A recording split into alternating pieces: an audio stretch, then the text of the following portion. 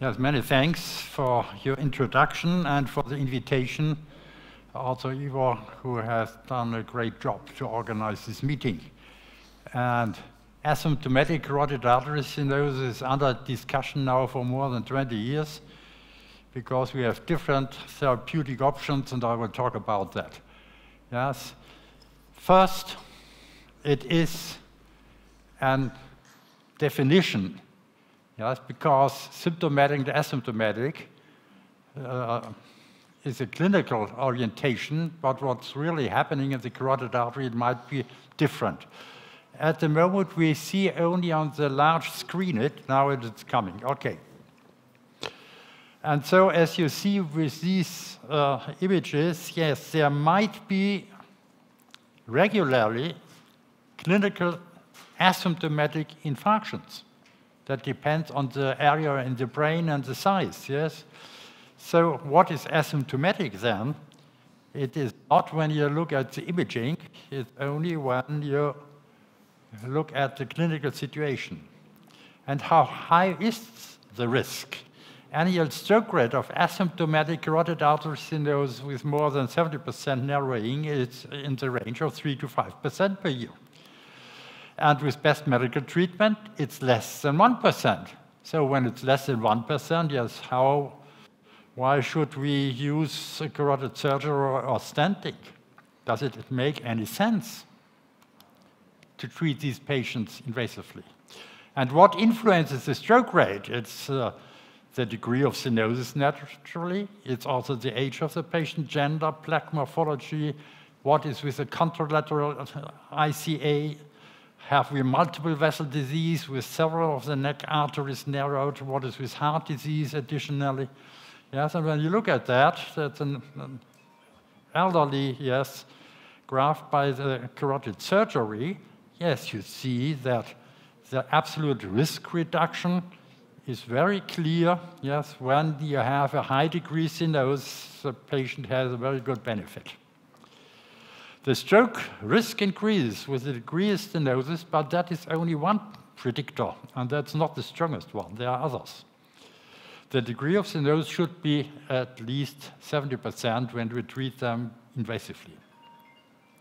Yes, with a stroke rate of about 1% per year and a 3% complication rate of invasive therapy, the patient must live at least another 4 years, otherwise he has no benefit.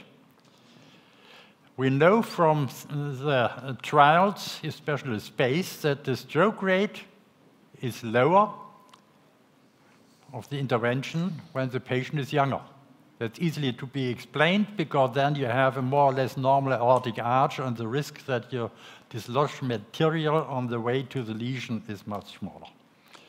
And you see it here again. So when you have a 3% complication rate of invasive treatment, yes, the patient has to live about 4 years, then he has a benefit in comparison to best medical treatment. Therefore, the age and comorbidity matters. And we also know from the nested trial, yes, that it depends also on the morphology of the plaque. So when it's ulcerated, yes, the benefit is much more with a degree of stenosis and an ulceration. You see that half of the patients have a good outcome and a significantly reduced stroke risk when it's ulcerated. And you see here we have smooth stenosis, we have ulcerated lesions, so when it's asymptomatic and ulcerated, yes, then I would recommend to treat these patients. So, plaque morphology is important and it should be discussed in the single cases because that has a high predictive value. Contralateral disease, as you see it here, you have a high degree stenosis, picture on the left side, and you see the other carotid artery is occluded. So there is also a high risk that patient might develop without invasive treatment a large stroke.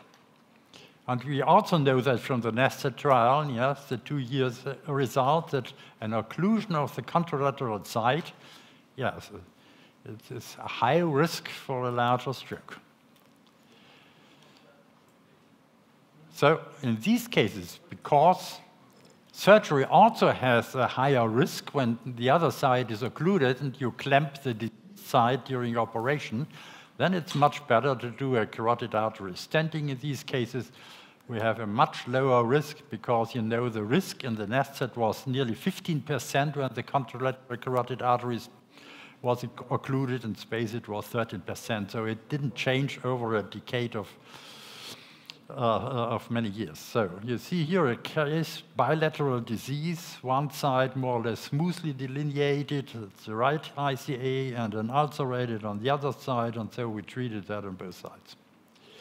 What to do with symptomatic ICA stenosis, with asymptomatic stenosis? Yes, we have these options of best medical treatment, of carotid endarterectomy, and of carotid artery stenting. So you have to make a decision on the basis of some of the trials and personal history of the patient. And you see here with the ACST, yes, the surgery had a complication rate of 3.1%.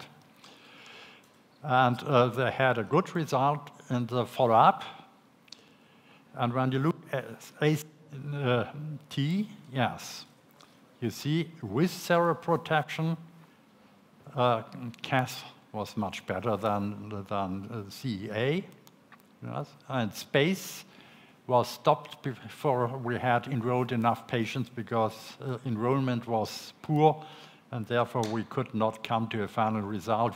We published that data, but it was not satisfying. So when I look at the ACAS and ACST findings, 5-year stroke risk. So when you have a normal life expectancy of the patient, yeah, then it's good to look at the long-term outcome, and you see, yes, surgery in comparison to best medical treatment was much better. Yes, absolute risk reduction, and ACST very similar. So the messages from this trial is, yes, you have maximum benefit in patient younger than 75 years. There is no evidence of benefit in patients aged older than 75 years. Benefit for men and women are more or less equal. And we have a 50% reduction in disabling or fatal stroke. But best medical treatment also over the years was better and better. We have there quite a good treatment. Yes, what happened with carotid artery stenting? That are older data, but you see here, yes, it was going up, down, below 3%. Yes. With PROACT even below 2% of complication rate. So it is still improving. You see here with the CAPTURE-2 trial, yes, death and major stroke 1.1%. That's really good. And I'll come now to other results. Yes, complication rates in space was 2.5%. ACT1, 2.2% in 5 years. So that's again what I told you when you have best medical treatment with a complication rate of 1% per year, then yes, after 2.5 years, you are better off with invasive treatment with carotid artery stenting. Major stroke and death, yes, with CREST or ACT1 is below 1%. And when I look at our older Dortmund data, that were 1,700 asymptomatic stenosis, yes, there is no major stroke and mortality is 0. So we are far below 1%. So it's a very safe procedure in experienced hands. Total complication rate 0.4.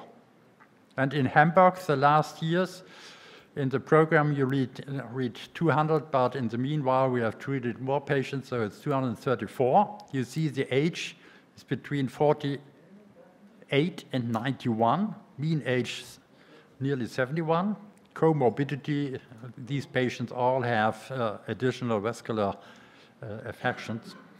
And you see, yes, minor stroke 0, TIA 1, mortality 0, recurrent stenosis 1, which we also fixed with endovascular treatment. So the total complication rate is also below 1%, so it's in the same range as the first-year best medical treatment complication rate. Why have the CAS results improved? Naturally, we have more experience what patients we select. We have more experience with the procedure itself. We have improved devices, and we use routinely cerebral protection. We talk about prevention of stroke, but what is with the cognitive capability in patients with a flow-reducing degree of stenosis? Normal blood flow in the brain tissue is about 60 milliliter per minute and 100 gram. And we have a stroke below 20. With 20, you can still rescue the tissue, but when it's below and reach to 10 millimeters per minute only, then the cells are dead. But what happens between these, between 20 and 60? So my recommendation, endovascular treatment when degree of stenosis is sufficiently high, irregular surface of the plaque, ulcerated plaque, contralateral ICA occlusion, life expectancy should be 5 years and more. And also the wish of the patient can influence it, because when you know you have a high degree stenosis, yes, some of the patients are very nervous and say, I want to get rid of it, yes? So then we also accept that. Carotid endarterectomy is also indicated when we have heavily calcified lesions, because that is some of the limits of endovascular treatment. So I close my presentation with these nice sentence: statistics, the only science that enables different experts using the same figures to draw different conclusions. Thank you very much.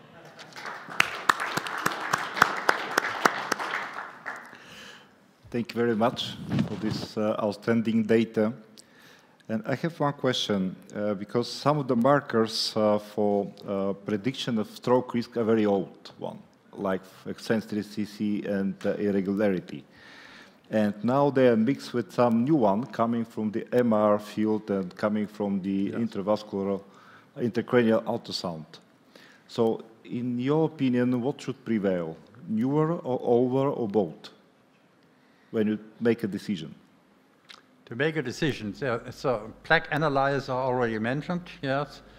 The other question is always multiple vessel disease, because then you have an underperfused brain, even when the patient is still clinically asymptomatic. In reality, some of them, they are very slow. So the brain cells needs more time to perform some actions, yes. And so therefore, you have to look at both, yes. Naturally first the brain and the artery, and then you can do that with MR imaging today, also with the plaque analysis. But I do because that is more expensive and more, so normally a good ultrasound examination is enough for me. Yes? And you measure the flow. When you have 300 centimeters per second flow velocity, then you know that it's a high degree stenosis. We are waiting now for the CREST-2 trial results. Yes.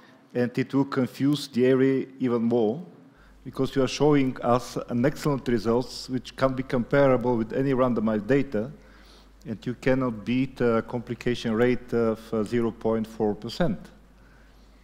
And then again, okay. Yes, but I think that next trials, because people are more and more experienced how to do the procedure, yes?